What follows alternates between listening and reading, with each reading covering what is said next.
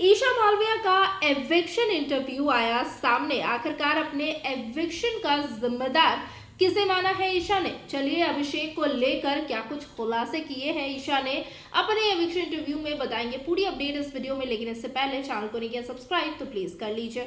जैसा कि आपको बता दूं कि आयशा खान के बाद अब घर से बेघर हो चुकी हैं ईशा मालविया, जबकि ईशा जो है वो एक्सपेक्ट नहीं कर रही थी कि वो शो से बाहर होंगी, क्योंकि ईशा का टारगेट यही था कि अरुण भाई ही शो से बाहर होंगे, क्योंकि अरुण हमेशा ही, अगर देखा जाए फैक्ट, तो अरुण शुरुआत से ही कहीं ना कहीं शो में उतने ज़्यादा इन्वॉल्व नहीं रहे हैं जितना कि ईशा मालविया रही हैं। ईशा ने भले ही लोगों को परेशान किया है, कंटेस्टेंट्स को परेशान किया है, लेकिन कहीं ना कहीं ईशा ने शो को काफ़ी कंटेंट भी दिया है। अब अगर बात की जाए तो यहाँ पर ईशा मालविया से जब ये सवाल किया जाता है कि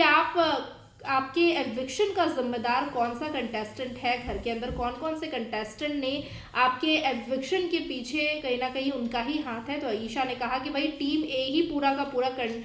जो ग्रुप है उसका ही हाथ है मेरे एविक्शन के पीछे। जहां पर ईशा मालविया ने कहा कि अभिषेक तो शुरू से ही यही चाहता था कि मैं और समर्थ कब घर से बेघर होए, उसका रास्ता कब क्लियर हो, लेकिन अभिषेक के साथ साथ तो मुझे मनरा का समझ में नहीं आता है कि जिसने शुरुआत से ही इतने कैरेक्टर को असैसिनेट किया है, सबके कैरेक्टर पर सवाल उठाया है, लेकिन जब खुद के कैरेक्टर पर बात आती है तो उसकी बहुत ही ज्यादा जलने लगती है। यहाँ पर ईशा ने यह भी कहा कि अभिषेक अपने आप को दूसरों के सामने बहुत ही ज्यादा इनोसेंस फील करवाता है कि भाई मैंने तो कुछ किया ही नहीं है, मैंने तो कुछ किया ही नहीं है, सब ईशा मालविया ही करती है, समर्थ ही करते हैं। लेकिन अभिषेक जो है वो अंदर अंदर सारी चीजें करता है और लोगों को पता नहीं चलने देता है कि भाई मैंने ही पोकिंग शुरू की थी।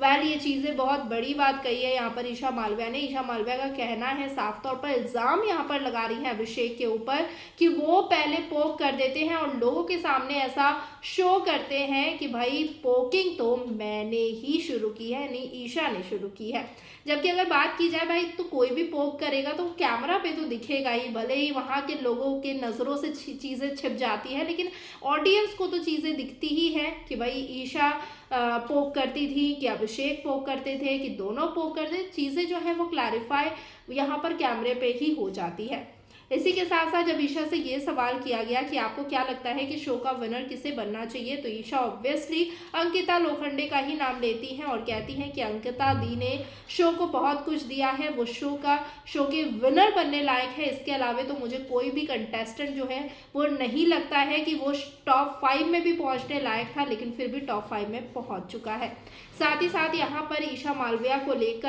मालविया ने अभिषेक को लेकर एक बहुत बड़ी बात कही है कि अभिषेक के बारे में मुझे कुछ समझ में नहीं आ रहा है कि बिग बॉस ने हमारी मिर्ची पाउडर ये इन सारी चीज़ों के बारे में लोगों को सुना दिया, उन्हें 2 ऑप्शन दे दिया, लेकिन जब अभिषेक ने थप्पड़ मारा समर्थ को, फिर भी अभिषेक को ये चांस क्यों मिला और अभिषेक आज टॉप 5 में है, ये मुझे बिग बॉस की चीज़ें कहीं ना कहीं सही नहीं लग रही है। ईशा ने बिग बॉस के डिसीजन के ऊपर भी कहीं ना कहीं सवाल उठाया है और अभिषेक के ऊपर तो भाई पूरी ही पूरी भड़की हुई नजर आ रही है। इन चीज़ों पर आपकी क्या है रिएक्शन ईशा की बातों से? आप कितने सहमत हैं और असहमत, कमेंट में ज़रूर शेयर करें। वीडियो पसंद है वीडियो को लाइक कमेंट शेयर करना बिल्कुल न भूलें।